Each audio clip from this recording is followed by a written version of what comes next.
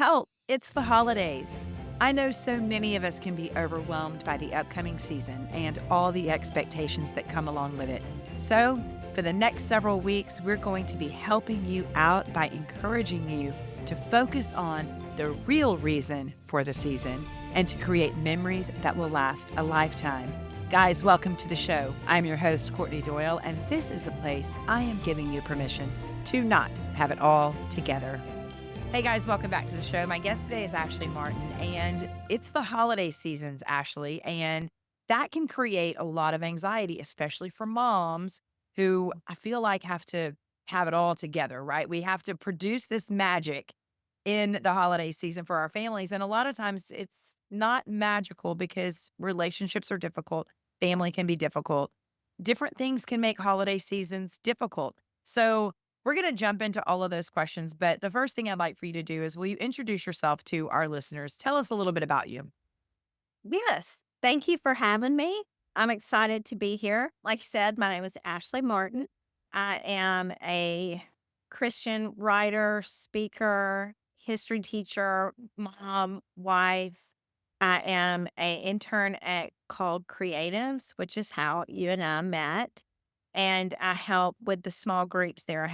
I help to coordinate members, leaders, all of that, and it's been a wonderful experience so far, and I have just started my ministry. I'm in the process of creating my website now, and it's just I'm finishing my book, which is on having a daily relationship with God, and I use my experience in recovery to take that to women everywhere and not just hold the secrets that I've learned in 12-step recovery and share that with women all across the country. And so I'm in a new season of my life, and it's exciting, it's new, and God just keeps opening doors, and so I'm just here enjoying the whole experience.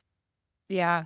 When you called me, it was so great because not only is this going to be a great conversation because of the knowledge that you have with regard to blended families as we go into the holidays, but I've also now got you on the schedule for the spring when we're going to talk about addiction and the effects that can have on a family and on moms and on individuals. And so our guests are gonna see you twice, which I'm excited about, and only God, right? Only God could connect these 2 people who don't know each other. We've met through an internship, and you fill in those blanks for what I've been asking, which is help my Mhm. child. But these episodes right now are help, it's the holidays, and so let's jump right into if I said that, Ashley, help, it's the Okay. holidays, our family is blended, how do we handle this? Give me Yeah, some of what you have seen has worked for your family. absolutely. My husband and I were both married before. I did not have children with my ex-husband. He has a daughter who is 14. She's about to turn 15, but we have been together for 10 years. So I have she has been in my life since she was 4, almost 5. And we have her every other Thanksgiving, and on Christmas, we have her until Christmas Eve, and then she goes to her mother and her grandmother's house. And so when my husband and I got married, we made a point to create new traditions. Mhm. And we're both only children. And so we're like, okay, we're going to bring both of our parents together. And we brought Cameron in, who, like I said, at that time had just turned 5. And we started out at his mom's house, and she loves theme, and every table would have a theme and a place card and a fancy salt shaker and all the things. And I would bring my potluck dish, which I am a good cook. I used to, in various phases of my life, I have been a server, a caterer, this and that. I'm on my third midlife crisis right now at 45. But one of my midlife crises is I was a caterer. So I love to cook, but I'm a Southern cook. I love a casserole. And Okay. and I learned with that tradition to step back and realize I'm not in control. I need to be respectful of my mother-in-law. I need to ask, how can I help? When she said she didn't, go and try to relax in the other room and realize that, again, I'm not in control and let her wait on me or all of that. So I had to give away control because before I was married to West, I would always have the holiday at my house and control everything. I also ended up usually very drunk at the end and could not remember much. So I made a point to this time remember everything and remember at the end of the day, it's not how good the casserole tastes. It is the time you spend with family. And I learned, unfortunately, that rule very quickly because within 2 years, my father in law was diagnosed with cancer and passed away. He was diagnosed and he was gone in 9 months. So we started having it at my house and again, started a new tradition. So I had to be fluid. I had to roll with the changes of life. And with that, I'll be honest, the first Thanksgiving at my house, I had a schedule for my oven. I wrote down when everything went into my oven. And for this, the green bean casserole, the corn souffle, the turkey, the ham, all of that. And when I burned the ham and could not resurrect it, I realized that I had to just quit trying to be perfect. Mm. And again, go back to what I learned the few years before at my mother in law's house. Just enjoy the company. And so now I don't try to do it on my own. My mother brings 2 or 3 dishes. My mother-in-law brings 2 or 3 dishes. We have another family that is from Ohio. I live in Alabama. They don't go home for Thanksgiving, so they always join us. They bring the turkey and the gravy, and we just and I've learned it's okay if something is cold. Yeah. No one is gonna argue or not come back because Right. something is everybody is just glad to be there, and I think that the big thing is what last year when I couldn't find my turkey salt shakers and I had to use Santa Claus is when I had to just laugh at my perfection again, and so now it's a running joke, we always have the Santa Claus salt shakers.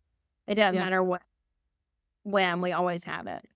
I And love it. then with the blended family, I had to not compare myself Mhm. to my stepdaughter's mother's side of the family. They're a little more fancy than us. They do serve alcohol.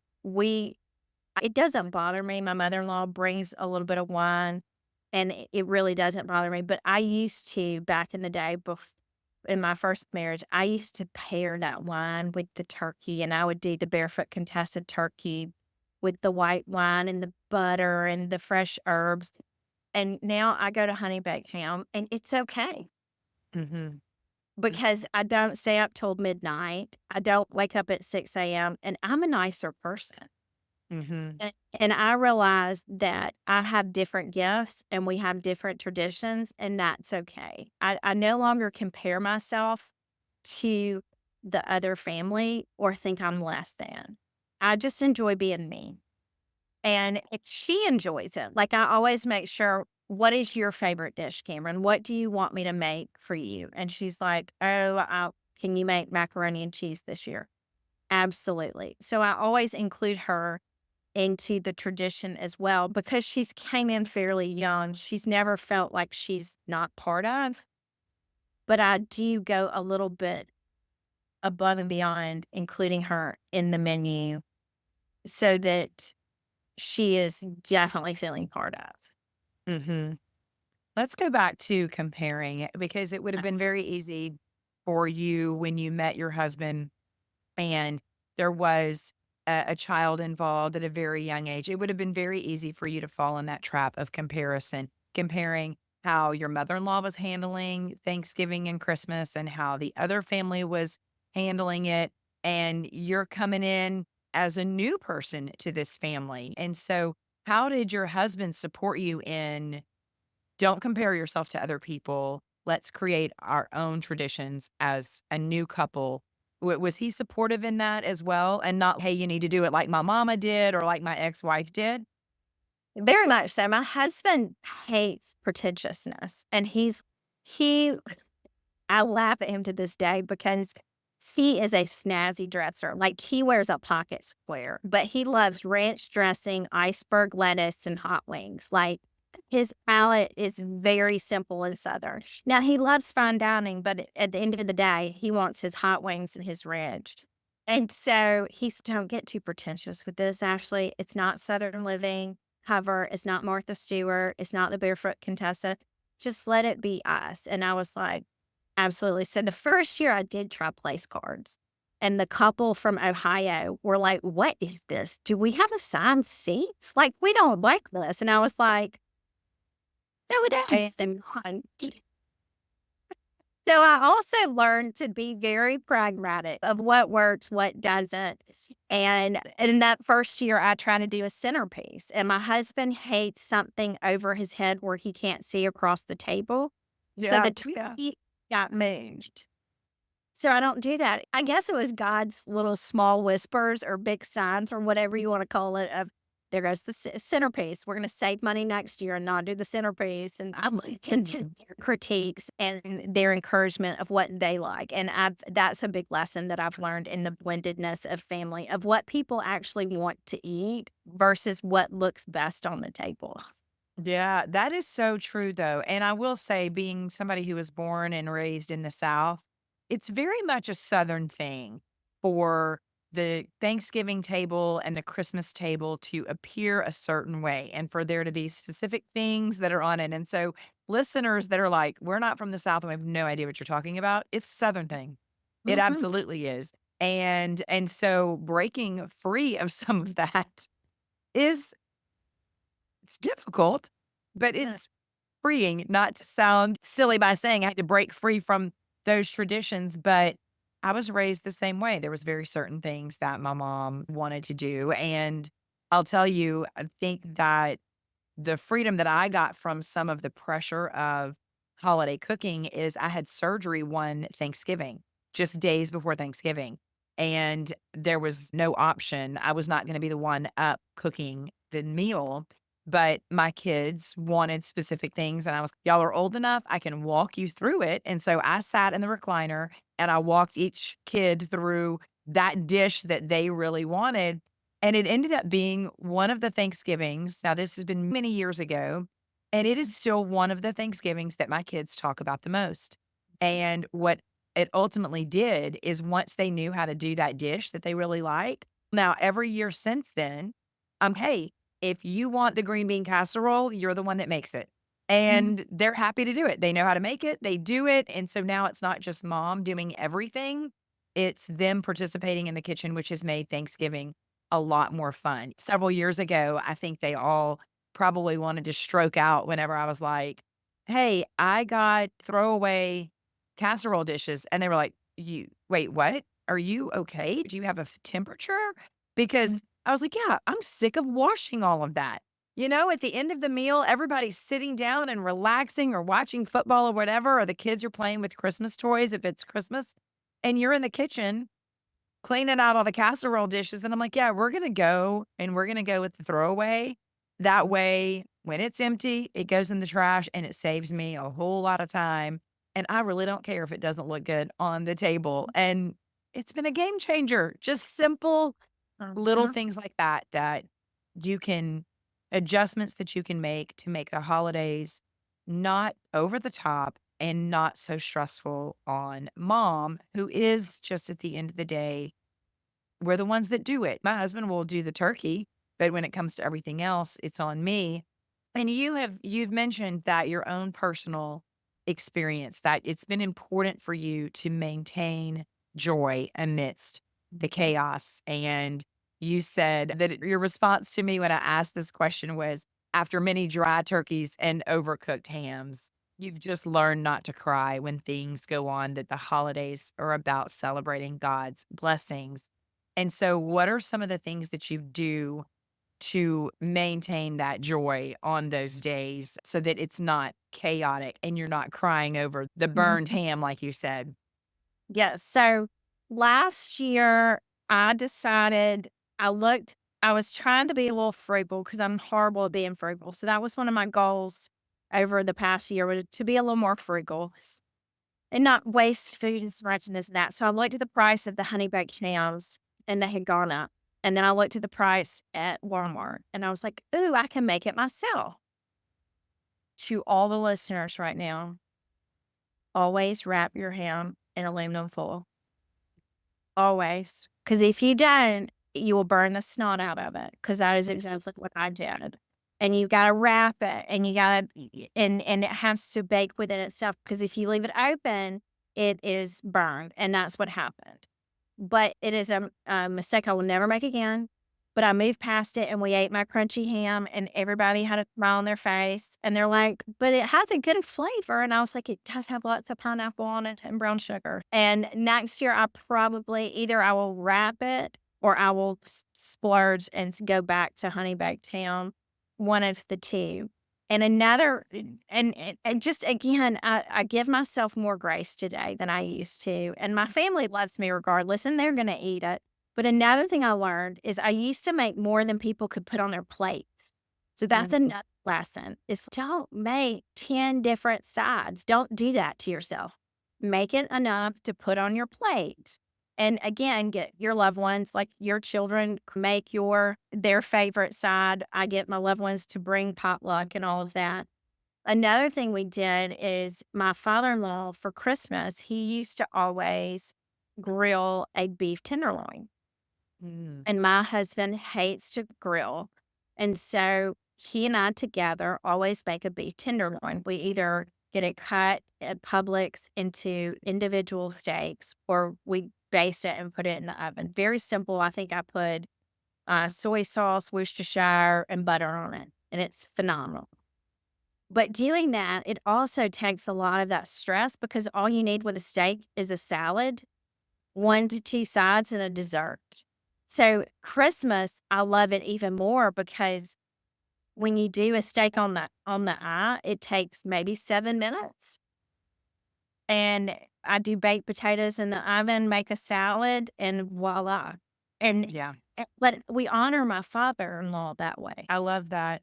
So that's a fun tradition. It's a loving tradition. And my husband gets really involved in that. And we pass it on to our kids. And I Mhm. hope that they do it. And I think that's so important. I think that we do get lost in the chaos of the holidays. Of course, mainstream media and the world is post a picture of your beautifully curated table and things like that. But there's so much more meaning behind a table of food and specific items. We do those Bisquick and sausage and cheese and cream cheese balls. It's Mhm. something I do. I don't do them during the year hardly at all, but Thanksgiving, Christmas, that's the breakfast that the kids are gonna wake up to, and that's because my grandmother made them all the time.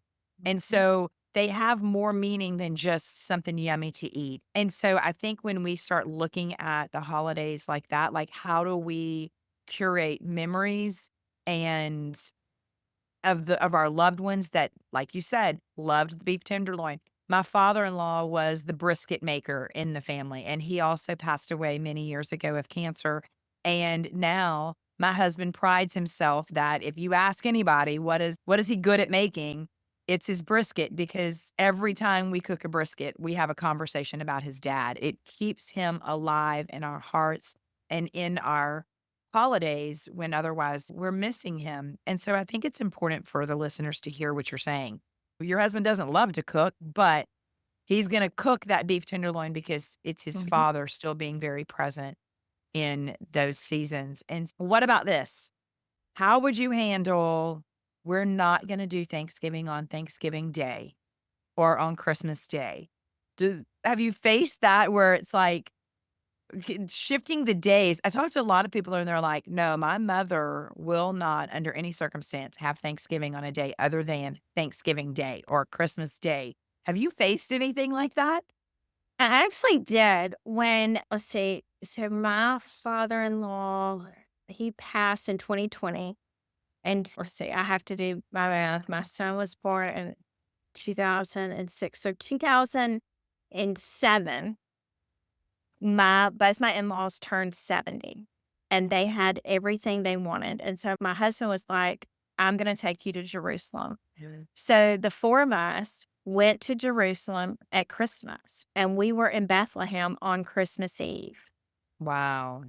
And it was so spiritual, but Bethlehem on Christmas Eve, it was raining.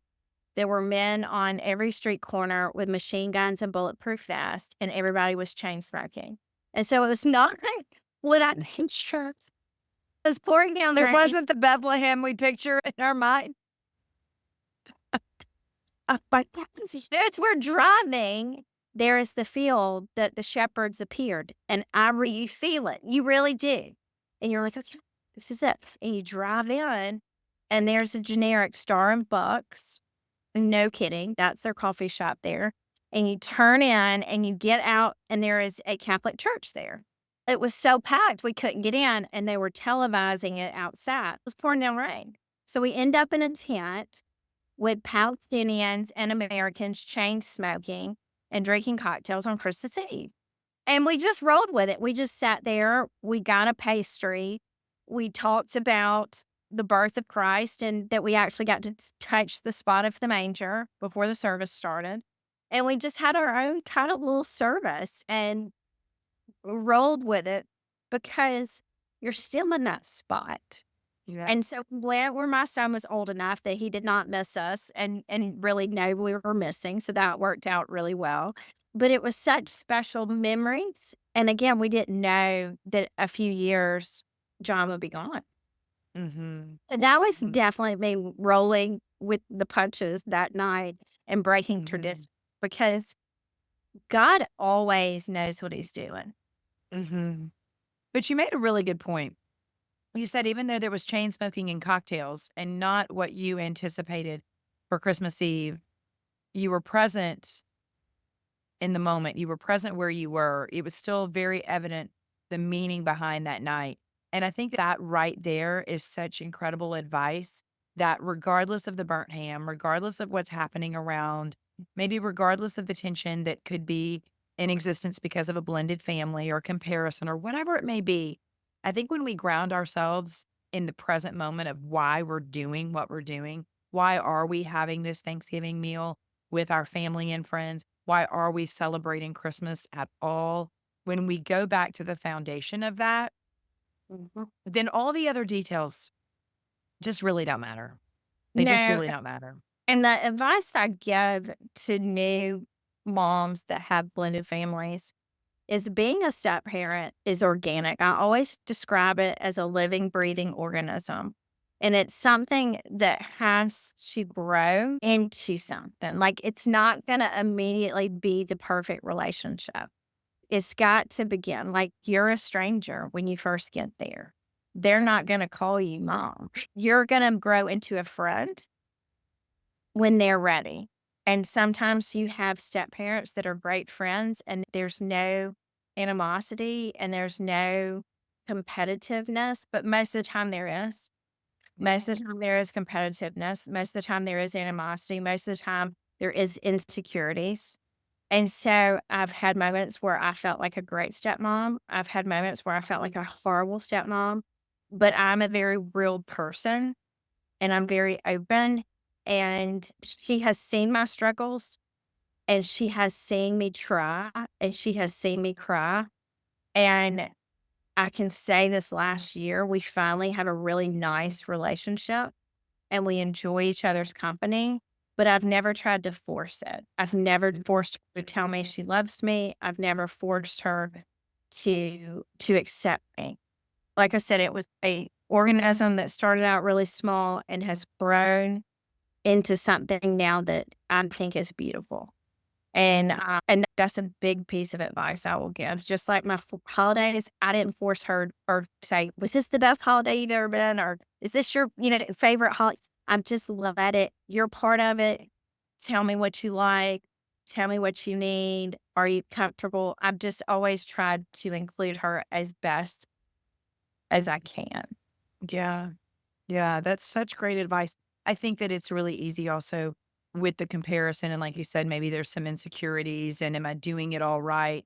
Of over exaggerating holidays, like you're gonna win these your stepchildren over at holiday time because that's when I'm really gonna shine, right? That's when you're gonna see all the decorations and all the food and all the presents and things like that. And but then you're not being you, Mm. and that's not always easy to maintain. Oh, well, and I'll be honest, I'm the queen of gift cards. Like, when I won her over present-wise is when I went to little boutiques and Lululemon and just got her gift cards. And now it's E. Newton bracelets and Birkenstocks and things like that. Like, I pay attention to what she likes, and Mm, it's a woman thing. And again, it's that growing relationship. Very early on, she was like, "Thanks," and now she's, "Thank you, Ashley." yeah. She knows I'm the one that buys it because I Mhm, pay attention to what she likes, and I think that's another mhm. advice is you pay attention to the little details, and you buy their favorite cookies or you buy their favorite drink or things like that, and that's something I did very early on as well, is I paid attention to the little things that she liked, and I always made sure I had them in the house. Yeah, because those little things let her know she matters. Mhm. She matters to you, what she likes matters to you, and so I think that we all wanna be seen. We all wanna know that we matter to somebody, and so just those little items that you were doing, those little awarenesses that you were doing were letting her know, I see you and you matter to me. What you love matters to me." And then that's gonna come back as she matures and she realizes, gosh, since I was 4 years old, Ashley has always made sure that X, Y, or Z is available for me or whatever it may be. I love that advice too, to just be aware of what others need. So some tools and tips for other moms that you could share. Let's narrow it down. What are some tools and tips before you're having a big family gathering for us to keep our sanity and not to lose our joy? I would say plan ahead of time. I would say plan like I gave the advice, look at your plate. Do not try to cook more than can go on a plate. People don't like too many choices. Just limit yourself and edit yourself and don't be afraid to. And I still to this day do a schedule for my oven. I will be honest. Like I do and what I write it down of the times and what goes in. I got it from my mother, but it takes the stress out. I do it a Mm, day in advance and Walmart pickup is my best friend. mm. But I get overwhelmed shopping and I do where you want to do Publix pickup, Walmart pickup, all of that. I pray over everything. I ask God to show me what dishes I need to cook, who needs to cook them, who needs to be there. My next door neighbor, her mother died of cancer a year after my father-in-law did, and she lives by herself. She comes to all of our family holidays now. Mm. And so pray is there somebody out there that has nowhere to go that I need to invite? I think we forget that there's other people that are really lonely during the holiday season. It can be a really lonely, depressing time for a lot of people. And so if you go pick up McDonald's, open the door to somebody else because that's going to matter to somebody who is alone because it just exasperates grief. It exasperates loneliness.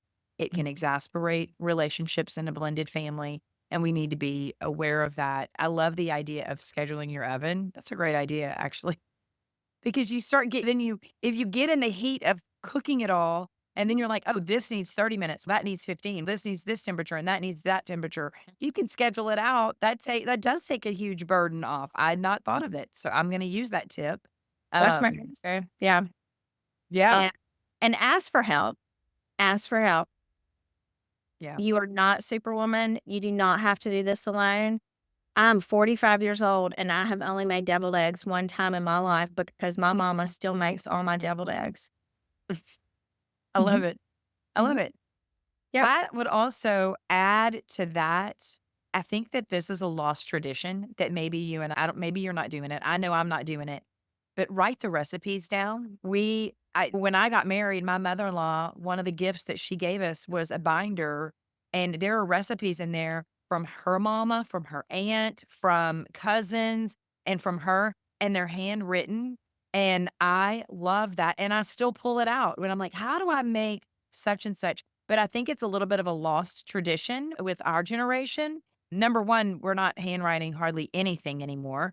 And it's when you've got Pinterest and you've got Google, it's easy just to Google green bean casserole recipe or whatever it may be. But there is something nostalgic about having that handwritten recipe from a grandmother and doing it the way your grandmother did. Like what you were saying with the beef tenderloin. It's not so much about the beef, it's about the memories of your father-in-law during that time. And so I would encourage people, maybe this holiday season, each thing that you make, write a recipe card down and put it in a folder. So then when your children get married or whatever, you can gift that to them because it is one of the things that I love the most that my mother-in-law has given me is that recipe book. Mhm. Yeah, my mother gave me one as well, and I'll pull it out. I make her cornbread dressing every year, and it is my favorite thing to make.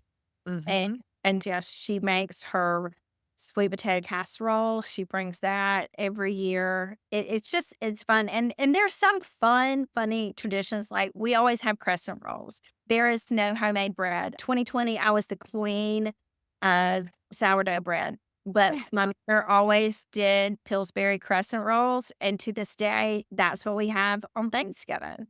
Is that it is what it is. So I get that tradition and passing down, and my grandmother was a great cook, and that is one thing we were not able to capture a lot of her recipes down because she was an alcoholic and she died of alcoholism. And so Mhm. ones that we found we've had to do from memory and give her credit. But I'm glad you reminded me that I need to write down my big ones, the ones that I want to Yeah. down to my kids that Mhm. tried and true. And it's Yeah. again, holidays, and I'm so glad I pay attention now and don't stress out like I did because my favorite time is when the plates are pushed away, people are leaning back in their chairs, and we just start telling stories. Yeah. And you start reliving memories, and that's when laughter happens. That's when connection happens. I would agree with you. That is the best part. And if we can get to that moment without losing our minds and losing the focus of what the season is about, then that's all the better. And we're teaching our children as well. This Mhm. doesn't have to be so stressful, and we can make some modifications and do it different. We traveled several years ago. We started traveling at Christmas, and Christmas Day came around, and I'm not at home. I don't have all of my usual things. We're staying at an Airbnb. You don't have all your usual seasonings. And if you go to the store, of course, that's all picked over because it's Christmas. And so we did the best that we could, and I was just, "This is just what it's gonna be." But again, it's interesting how sometimes the shift in plans that shake up that tradition that you think you have to have, those expectations you put on yourself, can actually be some of the best holiday memories that you make. So I think also be okay with some change. Shake it up. Be okay with Absolutely. shaking it up. Maybe eat spaghetti for Thanksgiving this year. What about that? Exactly. Why not? And one thing I've learned is I don't try a new recipe for Thanksgiving.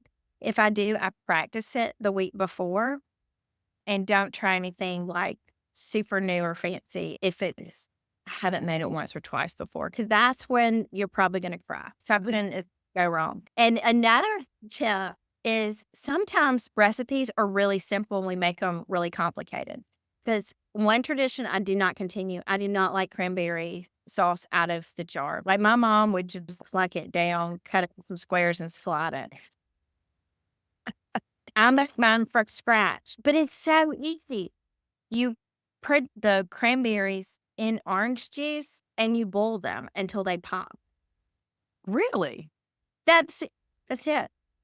Okay, here's what I'm gonna task you with, because you have Uh-huh. confessed on this podcast that you have been a caterer before Mhm. and that you are a great cook. So what I'm gonna task you with is, will you send me one of Okay. your favorite tradition recipes that Absolutely. I'm gonna put in the show notes for the listeners? And that will hopefully encourage you then to continue to write the recipes down to pass on Mhm. to your children. but we're going to pass a recipe on to our listeners as well. How's that sound? Absolutely. I already know it's my mother's cornbread dressing, but don't be afraid to call and ask questions because she used the word parboil. And I remember calling her and going, "What is parboil?" And she said, "It's just boiling." And I was like, "Why do you say it that way?" She's because that's the way my mama said it. And I was like, Okay. "Okay, thanks. Love you, herbs." Again, ask for help and questions, but I will definitely send you my cornbread recipes. That is my favorite part of Thanksgiving besides my family because I could eat my weight in cornbread dressing. Yeah, I'm with you. I'm with you. That was actually my mom's favorite recipe to make. And some of my kids didn't like it for many years. They were like, don't make that stuff. And I was like, like we will have cornbread dressing because Grammy loved cornbread dressing. And again, it goes back to it's more about the connection. My mama is still alive, but my mom has had Alzheimer's now for many years. And so she hasn't cooked in many years. And it's a little bit of the nostalgic and my mama is present at that table through her cornbread dressing. Every episode, I end with asking, what are you praying for? And do you have a Bible verse that you could share with our listeners? Just am praying now. For 19 years, I have tried to be a history teacher and professor, and I didn't. I had my master's. I ended up not going for a PhD. Life happens. All the jobs that I've applied that I wanted, I have not gotten. And so I've always felt called into the ministry. And since I was 18, Mm. and I'm finally stepping into that this May, the last week of May, stepping into it. And the doors that have opened take my breath away. Just the internship at Called Creatives, the women like you that I've met. This is my second podcast that I've been on. My book is almost finished. Just I'm praying now for God to direct me and show me what's next. How can I be of service and tell my story and help people? Just show me what's next. Mhm. I really would love to do this full time, and I'm just praying that if that's God's will, that He'll just continue to open the doors. Yeah. Yeah. We're happy to join in that prayer. And I love that he's opening doors for you and just verifying this is what I've called you to do. Like I said, we're going to meet in the spring again because I know that you have a very personal, hard story that's going to bless our listeners as well. And I'm looking forward to that. Do you have a scripture reference that you would want to share? My my number one go-to has been that this way since probably since I was 18 is Psalms 27:1. The Lord is my light, my salvation. Mm, I love it. Amen to that. And that is who we need to be focused on whenever we are facing these holidays. He is the Absolutely. light. He is the reason, and let's not let the chaos of all the other things dim that light. Absolutely. I appreciate your time. Thank you. And thank you for having me. God bless. You too. Thanks so much for listening to The Mom Show with Courtney Doyle. Remember to check the show notes for any links, books, or resources that are mentioned in each episode. We want to be sure this blesses other mothers. And in order to do this, if you're listening via podcast, be sure that you like and share. If you could write a review, that would be fantastic. It helps us get in front of other moms. If you're watching via YouTube, be sure to hit that subscribe button. This way, you won't ever miss an episode. We want to make sure that we increase our reach to other mothers who need a little encouragement, a community, and a whole lot of Jesus. We're so glad you're here.